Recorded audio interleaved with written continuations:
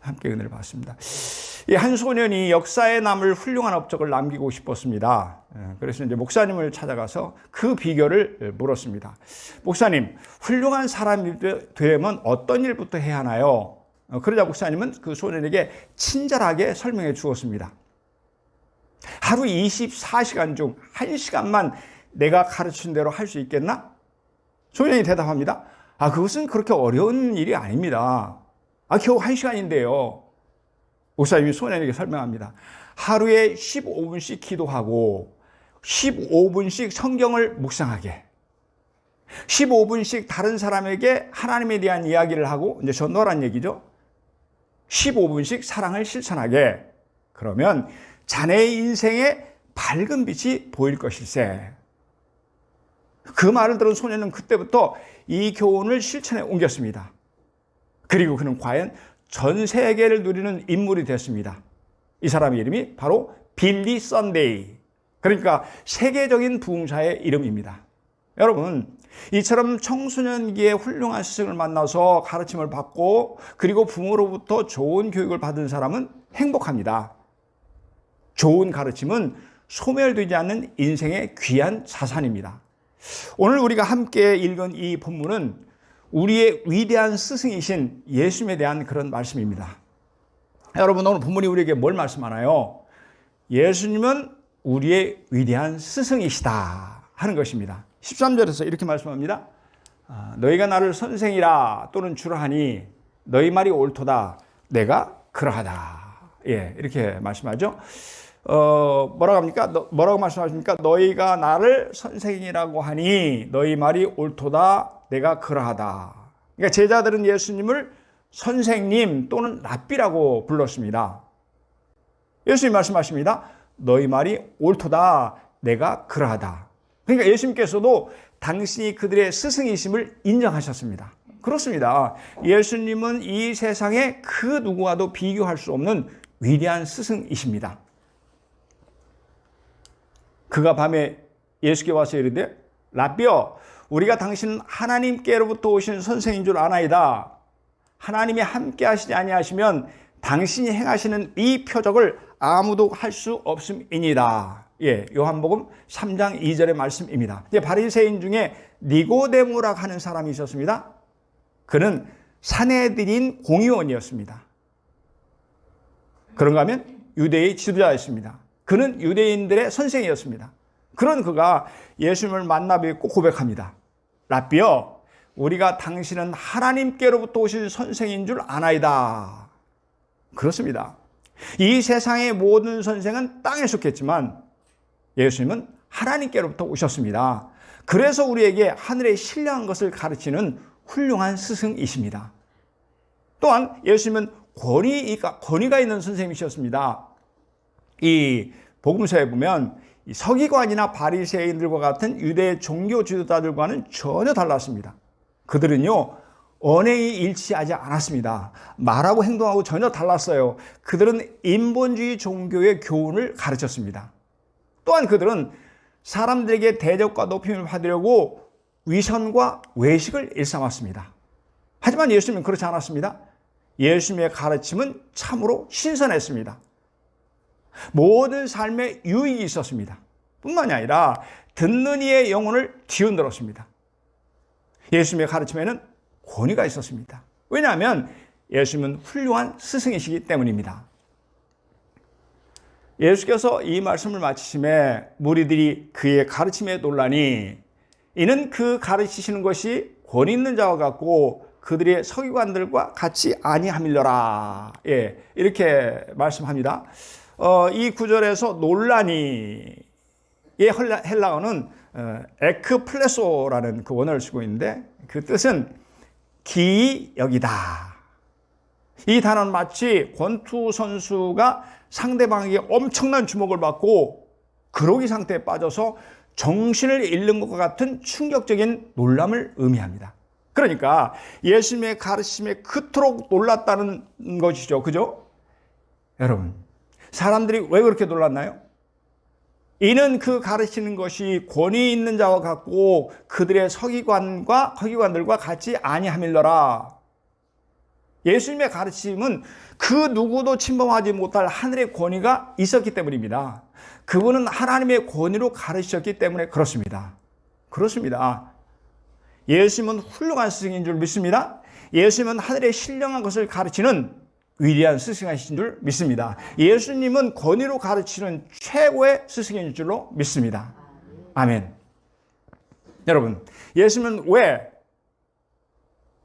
위대한 스승이신가? 오늘 본문이 바로 그것을 우리에게 얘기합니다. 구체적으로 예수님이 위대한 스승이라는 그 이유가 어디 있는가? 첫째, 삶의 본을 보여주셨기 때문입니다. 여러분, 예수님은 십자가에 죽으실 때가 가까워오자 제자들과 함께 만찬을 갖기를 소원하셨습니다. 그래서 최후의 만찬을 가졌는데, 그런데 그 식사 도중에 예수님이 벌떡 일어나십니다. 그리고는 대야의 불을 담은 후 허리에 수건을 두르시더니 12제자 한 사람 한 사람의 발을 씻기시는 것입니다.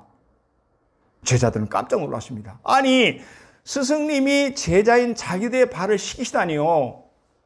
주님의 종인 자신들의 냄새나는 발을 씻기시다니요.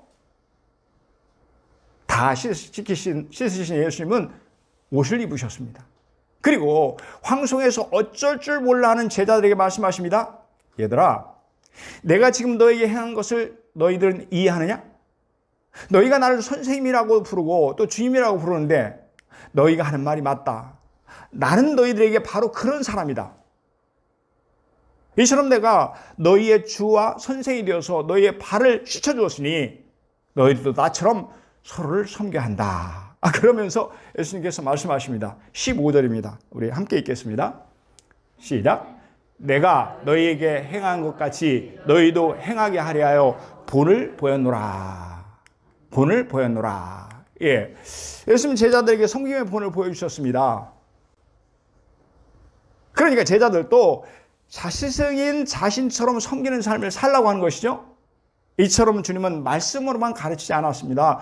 언제나 말씀에 따르는 삶의 본을 보여주셨습니다. 사랑하는 여러분, 예수님은 섬김에서 뿐만이 아닙니다. 제자들 앞에서 모든 면에서 본을 보여주셨습니다. 예를 들어서 온유와 겸손의 본을 보여주셨습니다. 사랑의 본을 보여주셨습니다. 순종의 본을 보여주셨습니다. 인내의 본을 보여주셨습니다. 용서의 본을 보여주셨습니다. 거룩함과 정결의 본을 보여주셨습니다. 마침내 죽으시기까지 삶의 본을 보여주셨습니다. 마태복음 20장 28절에는 이렇게 말씀합니다. 인자가 온 것은 섬김을 받으려 함이 아니라 도리어 섬기려 하고 자기 목숨을 많은 사람의 대속물로 주려 함이라. 인자가 온 것은 섬김을 받으려 함이 아니라 이렇게 말씀하시죠. 그러니까 주님은 당신을 사람의 아들 인자라고 부르기를 즐겨하셨습니다. 예수님이 이 땅에 오신 것은 섬김을 받기 위함이 아니라고 하십니다. 도리어 섬기기 위해서 오셨다고 합니다. 그리고 뭐라고 하시냐면 자기 목숨을 많은 사람의 대속물로 주려 함이라. 당신의 목숨을 우리 죄인들을 대신해 주려고 오셨다는 말씀입니다. 사랑하는 여러분, 예수님은 이렇게 말씀하신 것뿐이 아닙니다. 말씀하신 그대로 우리의 죄를 대신 갚아주시기 위해서 십자가에 달려 죽으셨습니다. 죽으심에 이르기까지 섬김의 본을 보여주신 것입니다. 에이브러함 링컨은 말했습니다. 어린이를 잘 인도하는 단 한 가지 길이 있다. 그것은 그대가 몸소 그 길로 가는 것이다. 실천하라는 거죠. 본을 보이라는 것입니다.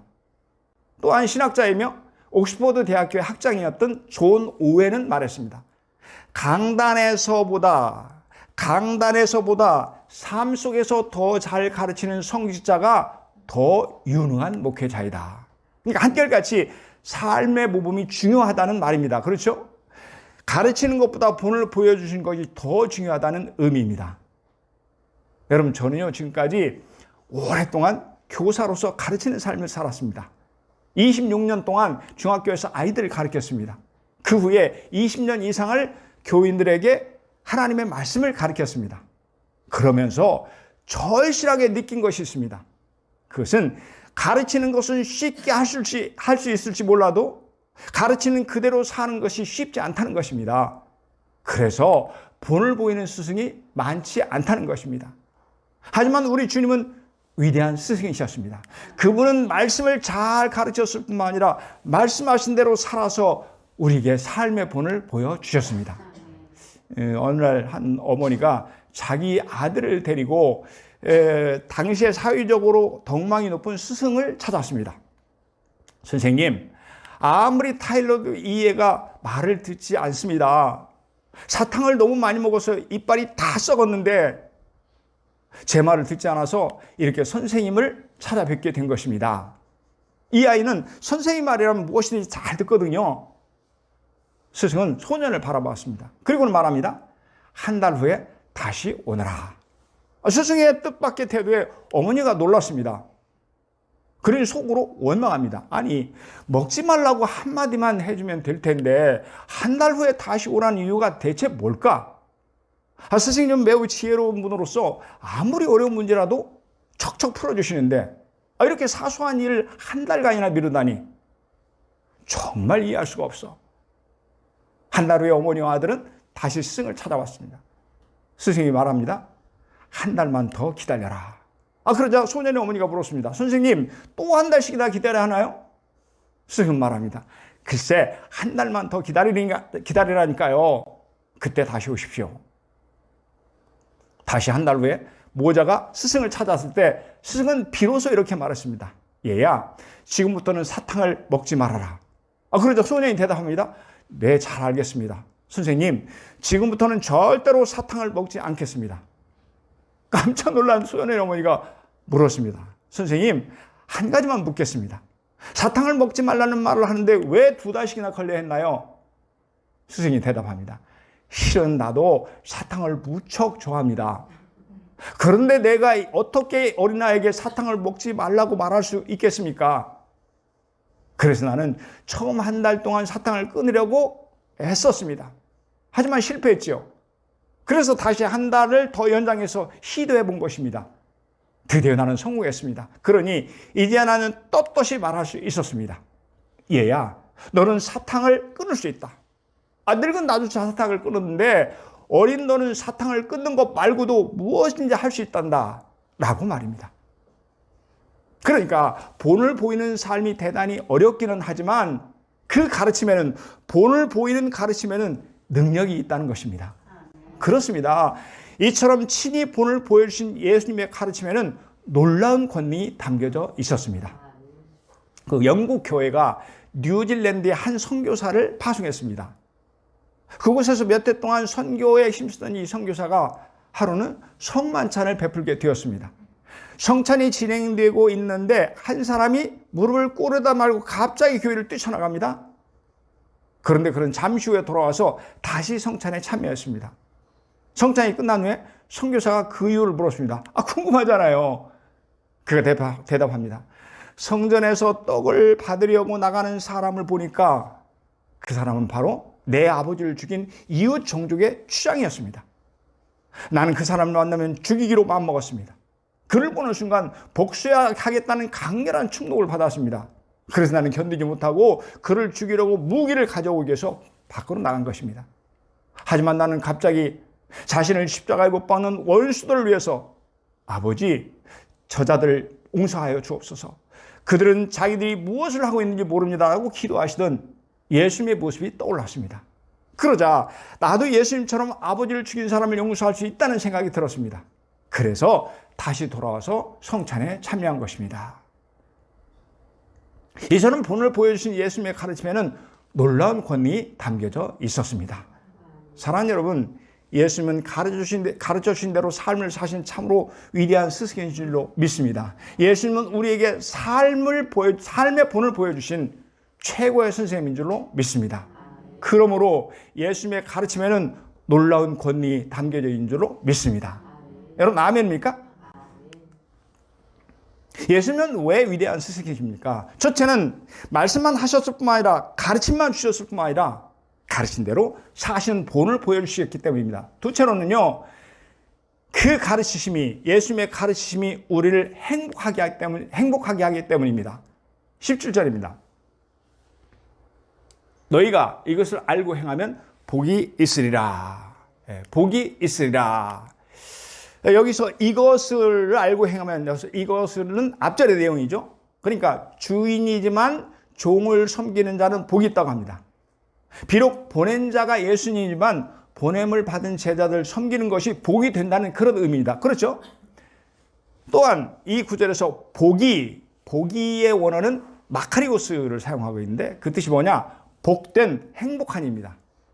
이게 정리하면 예수님이 보여주신 섬김은 복된 일이라는 의미입니다. 주님이 가르쳐 주신 섬김은 우리를 행복하게 한다는 말씀입니다. 예수님이 하신 말씀을 여러분 예수님의 입장에 생각해보면, 우리 입장이 아니라 예수님의 입장에 생각해보면 예수님은 행복한 마음으로 제자들의 발을 씻겨주셨다는 뜻입니다. 예수님의 섬김은 당신의 마음에 행복을 주었다는 그런 의미입니다. 여러분 한번 생각해 볼까요? 섬기는 자가 행복하나요? 아니면 섬김을 받는 자가 행복하나요? 물론 섬김을 받는 자가 행복합니다. 그렇죠? 하지만 섬기는 자는 그와는 비교할 수 없는 기쁨이 있습니다. 섬김을 받는 것이 이 땅의 기쁨이라고 한다면 섬기는 것은 하늘의 기쁨입니다. 주님은 바로 이것을 우리에게 말씀하십니다. 어느 날 한 여인이 마더 테레사 수녀를 찾아와서 말했습니다. 수녀님, 저는요 지금 죽고 싶어요. 어떻게 하면 좋을까요? 그러자 테레사가 대답합니다. 그렇게 하십시오. 어떻게 하라는 거예요? 죽으라는 거예요. 하지만 죽기 전에 한 가지 부탁이 있습니다. 북아프리카의 칼타코, 내가 어려운 사람들을 위해서 섬기는 봉사하는 그곳에서 한 달만 도와주고 그리고 자살하십시오. 여인은 그렇게 하기로 하고 칼타코로 가서 이 테레사 수녀와 함께 가난한 자, 병든 자, 고통받는 자들을 위해서 일했습니다. 그러자 이 여인은 그동안 지금까지 자신이 좋은 환경에 살아왔음을 알게 되었습니다. 또한 그녀 자신도 누구인가는 필요한 존재임을 깨닫게 되었습니다. 뿐만이 아닙니다. 그녀는 봉사하는 기쁨을 얻게 되었습니다. 섬김의 즐거움을 누리게 되었습니다. 그러자 그녀는 자살한 대신 그곳에서 테레사와 함께 힘껏 섬기는 행복한 자가 되었습니다. 그러니까요, 섬기는 기쁨이 얼마나 큰가 하는 것입니다. 섬기는 자가 얼마나 행복하게 하는가 하는 말입니다. 이처럼 주님은 우리에게 섬김의 행복을 가르쳐 주신 위대한 스승이십니다. 아멘, 아멘. 이 프랑스의 로렌스는 사람들이 볼 때 행복할 조건이 전혀 없는 사람이었습니다. 그는 비천한 가정에서 태어났고 교육도 거의 받지 못했습니다. 그러니까 무식할 수밖에요. 절름발이었던 그는 가정을 이루지 못하고 독신으로 살았습니다. 그럼에도 그는 항상 밝은 얼굴로 나는 참 행복하다 하고 말했습니다. 그는 파리의 까르멜 수도원에서 요리사로 일하면서 부엌에서 음식을 만들었습니다. 또한 설거지와 청소를 하는 등 그가 날마다 하는 일은 어렵고 힘든 일이었습니다. 그럼에도 로렌스에게는 종일토록 찬송과 기도가 끊이지 않았습니다. 감사와 기쁨이 넘쳤습니다. 뿐만이 아니라 하나님이 주시는 사랑의 감격 속에서 그는 모든 것을 사랑했습니다. 절름발이, 독신, 무식쟁이로서 언제나 굳은 일을 도맡아 했지만 그는 자신이 임금보다도 행복하다는 사실을 전혀 의심하지 않았습니다. 그는 드디어 이 모든 이들의 존경을 받는 수도원의 원장이 되었습니다. 그러니까 그가 까르멜 수도원의 원장이 된 거예요. 어느 날 프랑스 국왕 루이 12세가 까르멜 수도원을 방문해서 로렌스를 만나 물었습니다. 내 행복의 비결이 무엇이냐? 로렌스는 망설임 없이 대답합니다.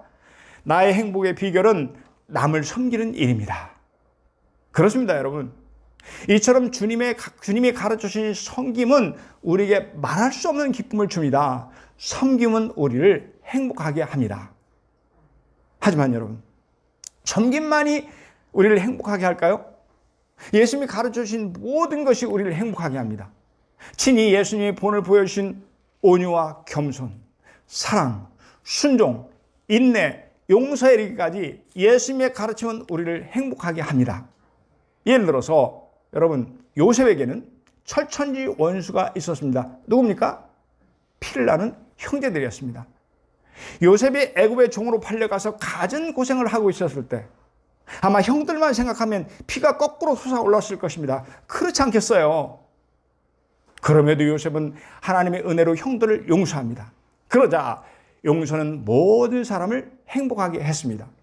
먼저 요셉이 애굽의 총리 대신이라는 사실을 알고 사시나무 떨듯이 벌벌벌 떨고 있는 형들을 행복하게 했습니다. 또한 요셉의 복수로 자식들을 다 잃어버릴 뻔했던 누굽니까? 아버지 이삭을 행복하게 했습니다. 하지만 여러분, 가장 행복한 것은 바로 요셉 자신이었습니다. 창세기 45장 15절의 말씀입니다. 우리 함께 읽겠습니다. 시작. 요셉이 또 형들과 입맞추며 안고 우니 형들이 그제서야 요셉과 말하니라. 아멘. 요셉이 용서를 받는 형들과 입을 맞췄다고 합니다. 또한 형들을 안고 울었다고 합니다. 여러분, 왜 울었을까요? 분명한 것은 그것은 슬픔의 눈물이 아닙니다. 그것은 고통의 눈물도 아닙니다. 그것은 기쁨의 눈물이자 행복의 눈물입니다. 여러분, 아멘입니까? 이처럼 우리에게 행복한 가르침을 주시는 하나님, 우리 피아노 반주에 맞춰서 함께 찬양하겠습니다. 주님 한 분밖에는.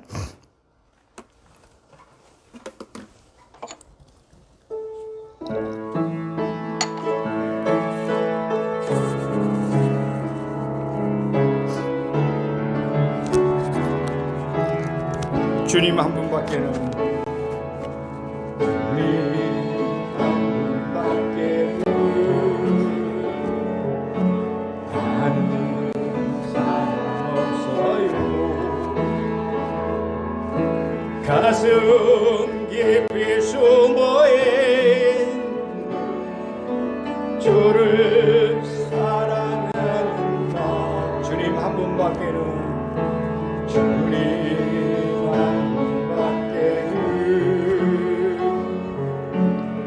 기억하지 못해요. 처음 저를 만난 그날 울며 고백하는 날, 나는 행복해요. 제사함 받았으니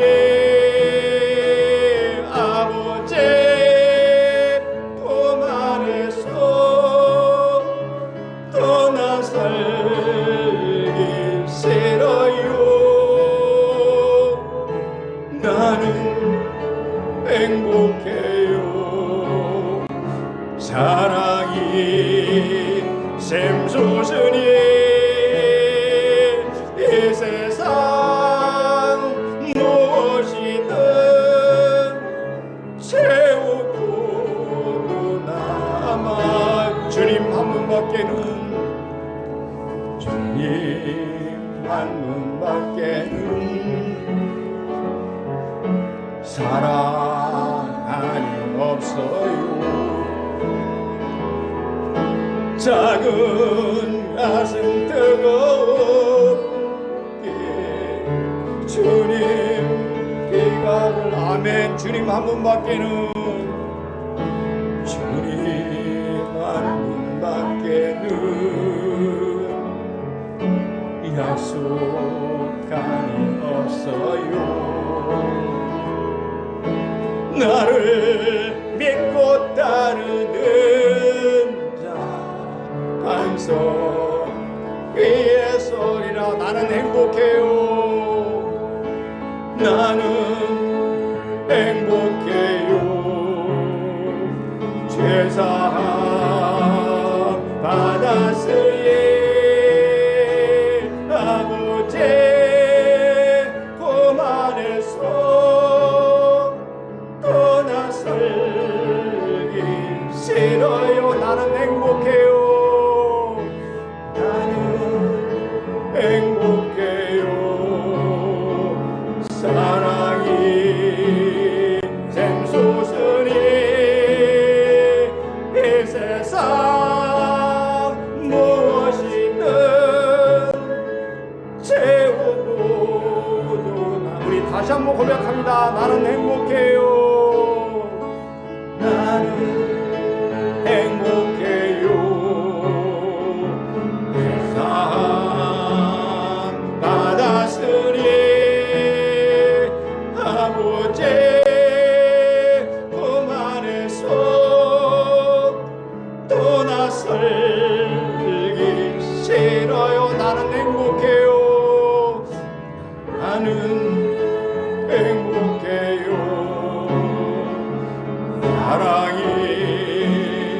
샘솟으니 이 세상 무엇이든 채우고도 남아요.